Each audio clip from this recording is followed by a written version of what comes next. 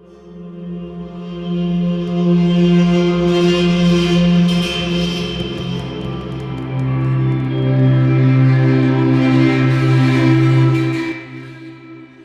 was home alone on this one particular night. It was a very stormy day with heavy rain. My parents were away to go to a funeral, but I never knew the person, so I guess it didn't matter to me. But I wasn't completely alone. My older brother Mason was also home. So I was playing on my gaming console tonight. I was playing an FPS game or something, I couldn't remember. And I knew exactly when it happened. I think I was about to win the game, until the power cut. I couldn't see anything at all, and being a scared 8th grader I went over to Mason. When I got to his room, I find him asleep on his bed. I wake him up to tell him the lightning cut the power. It took a while, but I did manage to get him out of bed. Our house didn't have a basement, so the power box wasn't there. It was actually outside, by the side of our house. So both of us went outside towards the power box.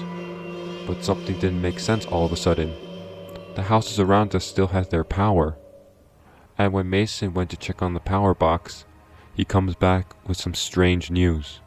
The wires look like they had been tampered with, but there could have been any reason for this. So after fixing the power box, Mason and I go back to safety.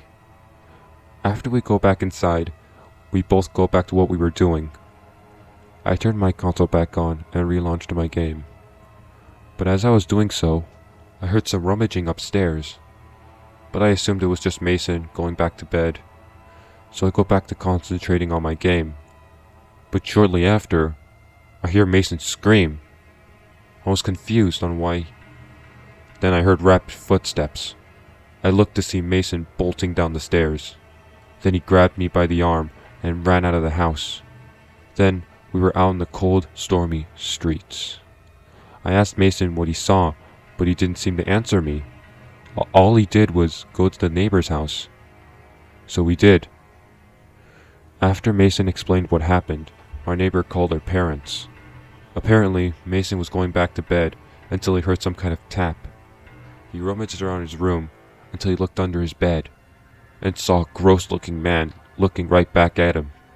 So he screamed and ran out, and here we are now. It didn't take long for me to know how the man even came into our house. So we stayed at our neighbor's house for the rest of the night, and when morning finally came, our parents also came home. With them back, Mason and I felt safe to go back to the house. Luckily, nothing was stolen from the previous night, but Mason did find some stuff under his bed, stuff that was a little too personal to talk about. But ever since that night, I fear of being home alone, and I wish nobody would ever experience fear this much.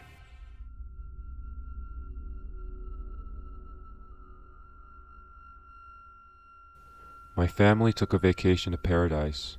We had been preparing this trip for months, and now it finally came.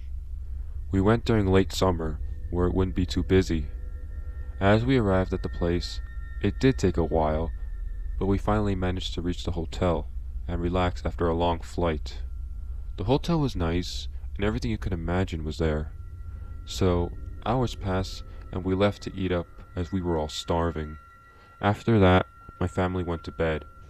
I was one of the first to fall asleep, but at around 1 or 2 a.m. in the morning, I awoke feeling thirsty, so I go to the kitchen to get some cold water.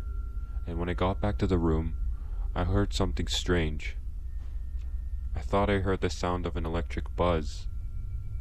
It was very strange to hear, but I just assumed that it was the air conditioner, so I go back to sleep. The next day, my parents and siblings wanted to go to the beach, but I never really liked it there, so I stayed in the room. After my family left, I started to binge watch on my tablet, but as I was watching, I heard it again. I heard what sounded like an electric buzz. Now, I started to become suspicious. The air conditioner was off this time, so it couldn't have been that. In fact, nothing in the hotel was on except for my tablet. I started to feel worried for myself. Now I can hear the sound more frequently than last night, so I decided to follow it where the sound was coming from. I was circling the room until I got a sense of where it was. When I did, I slowly followed the sounds. It led to my room, towards my closet. I didn't know what to expect in there, so I gathered the courage to open it.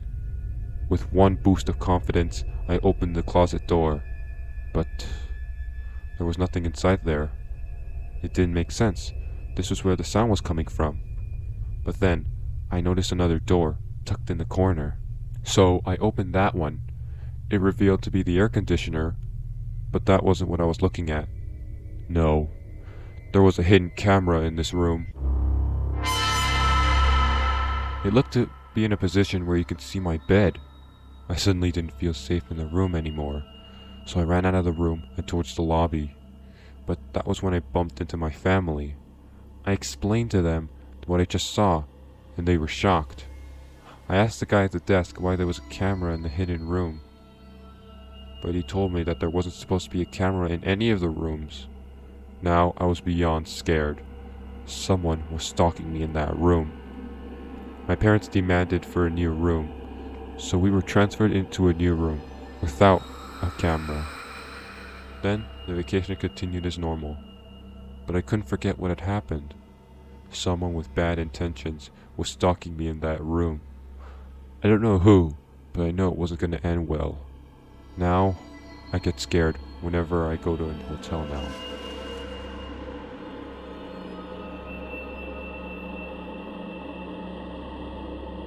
It started out as it normally did. So I was doing homework with my best friend Lila. We had a big project that was due tomorrow, so we worked for hours all the way to late night. After we were done, we decided to get a late night snack. So I drove the both of us to a 24-hour fast food restaurant. After we ordered, we sat down to wait for our food, but as we were, Lila kept tapping my shoulder. She kept telling me that there was someone staring at her. I looked, and there was a man that looked much older than us. I told her not to worry about it, and he'll eventually go away. But as time passed, he stayed in the same position, and after we were done eating, we decided to leave. But right when we were about to get up, the man comes towards us. He starts talking to us in an uncomfortable position. Then he tried to have small talk with us. Lila told the guy that we were trying to leave, but he didn't seem to get the message. This guy was relentless. He refused to let us leave the restaurant. So an employee came and told the guy to back off. Then we managed to leave. As I drove to Lila's house, she looked uncomfortable. She couldn't stop thinking about the man. I told her it was over now and it'll be okay. So I arrived at her house and said goodbye to her. Then I drove to my house. The next day, when I got to school, it was weird. I didn't see Lila anywhere at all today. She wasn't in any of my classes, and she didn't respond to any of my texts. Now I knew something was up. So after a long day of non-stop work, I drove to Lila's house. But when I arrived, the front door was wide open. I run up the porch and enter the house. I didn't see any major changes, but I didn't see Lila anywhere. So naturally, I called the police to report Lila missing. But after I explained her description, the police said that she was at the local police station. So I drive over to the police station. When I got there, I asked to see Lila, and when I got to her, I was relieved to see that she was okay. Then she started to explain everything. After I dropped her off at her house, she went to bed, but as she was getting ready, she noticed a car that was unfamiliar. It parked right in front of her house. At first, she didn't think anything of it. That was until she heard the front door knob being turned.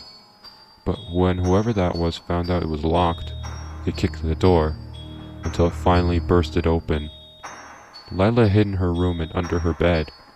Her parents weren't home and her brother was camping, so she was alone. But as she hid, she heard a familiar voice. She put two and two together and realized it was the same man from the restaurant. He had followed her home.